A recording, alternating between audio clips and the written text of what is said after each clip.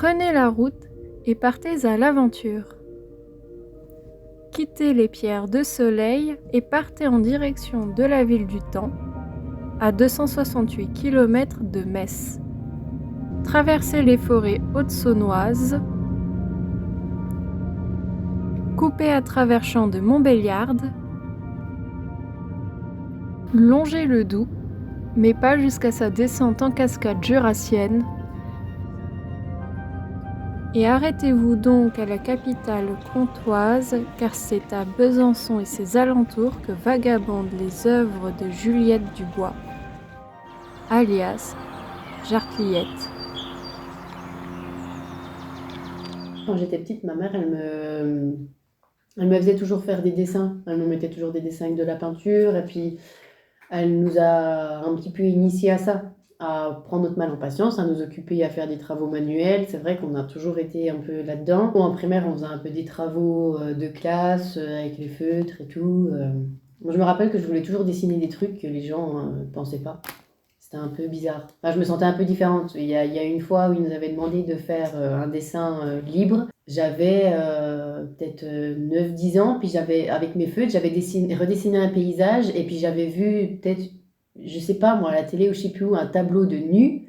Et du coup, j'avais essayé de dessiner deux nanas toutes nues avec une feuille, quoi, en mode Adam et Ève pour les parties intimes, quoi. Il n'y avait rien de choquant pour moi. Mais forcément, qui à 9 ans dessine des trucs comme ça? Donc, ça a été un peu le moment ridicule de mon enfance. Donc, du coup, je m'étais dit que c'était déjà bizarre dans mon imagination d'aller aussi loin, alors que les autres dessinaient des tractopelles, quoi. Je m'étais fait un body painting là sur le nez et la bouche, parce que le chapitre s'appelle Mâchoire. Et en fait, c'est un mix de la mâchoire et du hachoir. Et du coup, je me suis fait une espèce de petite lame là que je vais rendre un petit peu plus nette.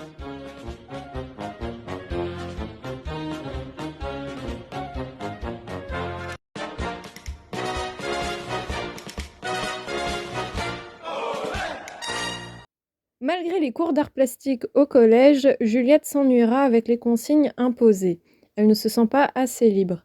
Ensuite, elle s'inscrira pendant un temps dans un lycée plutôt technologique connu à Besançon, mais sa mère, étant triste de l'avoir abandonné toute pratique artistique, décida de la changer d'établissement pour qu'elle puisse suivre la spécialité art plastique dans un autre lycée. Avec ce bac et cette spécialité, Juliette décide, comme elle le dit au culot, de tenter un concours pour une école d'art plastique à Paris. Malgré son manque de formation, son dossier a quand même été accepté.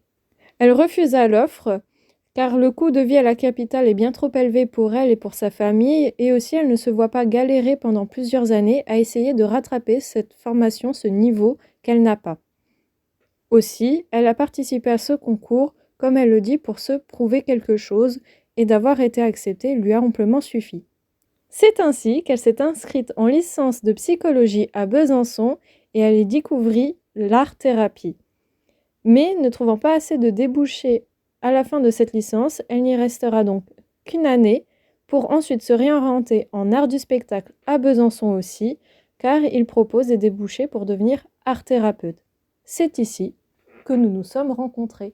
Il y a eu le Covid, il y a eu occupez-vous chez vous, il y a eu des travaux à faire à distance. Moi, je me suis réconciliée avec le dessin, j'ai repris des choses, que ce soit le dessin informatique, je faisais de la photo, du traficage de photos, ou des dessins de bande dessinée que je gribouillais et puis que je mettais en couleur, des peintures que je faisais à droite à gauche.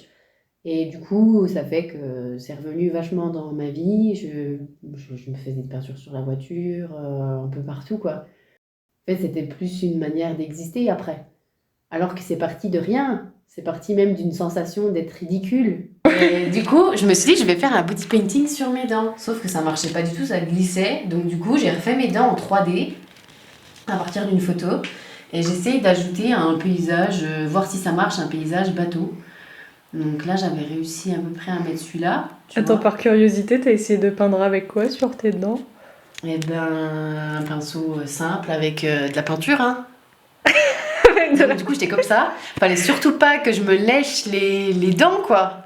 C'était une expérience incroyable, du coup. Si j'arrive pas à faire ce que je veux, j'essaye d'adapter et de trouver, avec les moyens du bord, de faire un peu, voilà.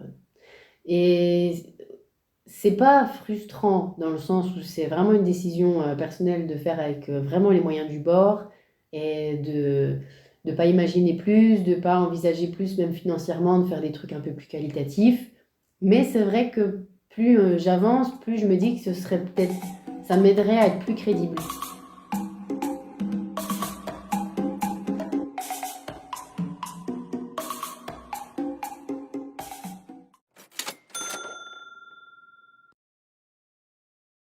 En tant que directrice en chef de cet établissement, je m'appelle Coquissime, enchantée pour ceux qui ne me connaissent pas. Et je vous présente la Taupinière. Voilà, la Taupinière, c'est un restaurant imaginaire. Oui, c'est pas prévu, hein, c'est complexe. C'est complètement tordu. Mais il fallait y penser.